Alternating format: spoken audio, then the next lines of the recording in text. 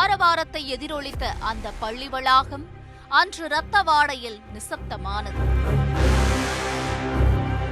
Note புத்தகங்களில் கோடிட்ட அளவுகோல் குற்றவாளியை கண்டறியும் திறவுகோலானது.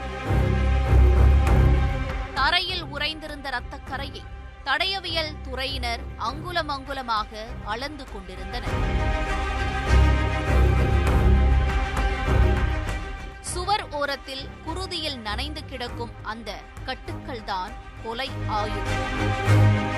இதே இடத்தில் கடந்த 4 நாட்களுக்கு முன் படுத்திருந்த ஒரு வாலிபர் இந்த கட்டுக்கல்லை போட்டுதான் கொல்லப்பட்டிருக்கிறார். சடலமாக மீட்கப்பட்டவர் குமார். 22 வயதான இவர் வேலூர் மாவட்டம் குடியாத்தம் அடுத்த தட்டப்பாறை கிராமத்தைச் சேர்ந்தவர். கட்டிட வேலை செய்து வந்திருக்கிறார். கடந்த 2ஆம் தேதி வீட்டை விட்டு வெளியே சென்றவர் 2 நாள் கழித்து தட்டப்பாறை அரசு பள்ளி சுற்றுச்சுவர் அருகே சடலமாக மீட்கப்பட்டிருக்கிறார். சம்பவ இடத்தில் சிதறி கிடந்த இரத்த கரைகளையும் சடலத்தில் இருந்த காயங்களும் நடந்தது கொலைதான் என சான்றளிக்க போலீசார் குற்றவாளியை தேடி விசாரணையை தொடங்கியிருக்கிறார்கள். அப்போதுதான் அதே பள்ளியைச் சேர்ந்த மனோஜ் என்ற வாலிபரின் பெயர் அடிபட்டிருக்கிறது. உடனே மனோஜை சுற்றி வளைத்த போலீசார் அவரிடம் கிடுக்குப்பிடி விசாரணை நடத்தியதில் நடந்த கொலைக்கான காரணம் வெட்ட வெளிச்சமானது. மனோஜ், குமார் இருவரும் பாலிய சிநேகிதர்கள்.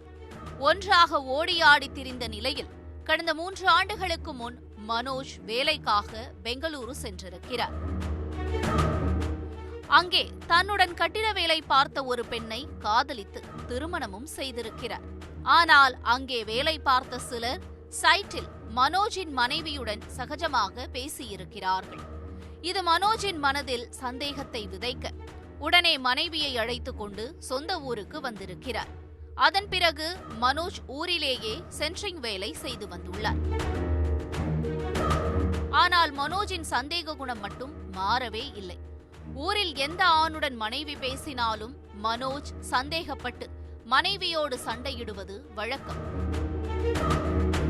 அப்படி மனோஜின் சந்தேக பார்வையில் குமாரும் சிக்கியிருக்கிறார். இதனால் இருவருக்கும் இடையே பகை ஏற்பட்டிருக்கிறது. இந்த விஷயம் ஊருக்கே தெரிந்திருக்கிறது. இதனால் ஒன்றாக அமர்ந்து மது குடிக்கும் போது சக நண்பர்கள் மனோஜின் மனைவியை பற்றி அவரது காது படவே அவதூறாக பேசியிருக்கிறார்கள். மேலும் சம்பவத்தன்று மனோஜின் மனைவி குமார் வீட்டின் அருகிலுள்ள கடைக்கு சென்று வெகுநேரம் கழித்துதான் வீடு திரும்பியிருக்கிறார். இது மனோஜ் மனதில் எரியும் சந்தேகத்தீயில் எண்ணெய் ஊற்ற அந்த கொடூரத்தை செய்ய துணிந்திருக்கிறார். அன்று இரவு வழக்கம் போல அனைவரும் மது குடித்திருக்கிறார்கள். ஆனால் குமார் வீட்டிற்கு செல்லாமல் பள்ளி வளாகத்திலேயே படுத்து உறங்கியிருக்கிறார். இதை சாதகமாக பயன்படுத்திக் கொண்ட மனோஜ் ஒரு பாவமும் அறியாமல் உறங்கிக் கொண்டிருந்த குமாரின் தலையில் கல்லை போட்டுக் கொன்றது விசாரணையில் தெரிய வந்திருக்கிறது.